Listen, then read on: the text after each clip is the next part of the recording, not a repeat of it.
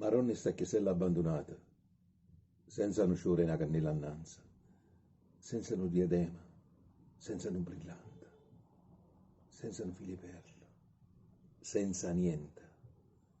Maronna mia, Maronna addolorata, vestuta di lutta ca mantiglia nera, cu fazzoletti in dei manelli di cera.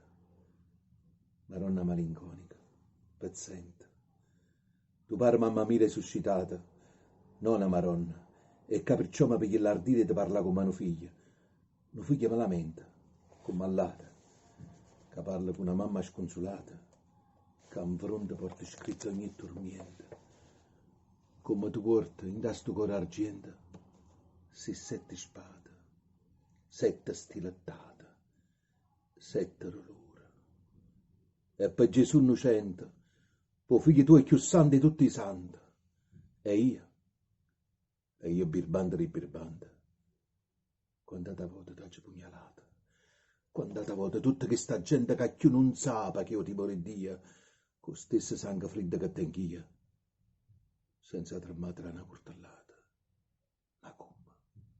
Si può uccidere una mamma? Eh sì, ma se fa questo è pure peggio. Maronna mia, qualunque sacrilegio, come se niente fosse, ci si fa. Ma che sarà? Che come si chiama sta malattia che ci ha distrutto il cuore, se non sappiamo più che è l'amore, crea speranza, fede, carità. Tu sola puoi sapere sta malattia, sta morte che ci ha girato in fuori.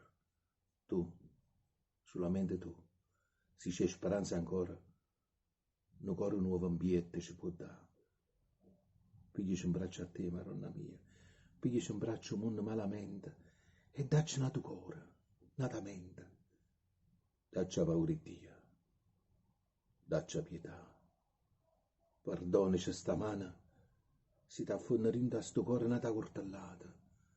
Maronna mia, 1000 volte pugnalata, pigliaci un braccio e chi non ce la sa.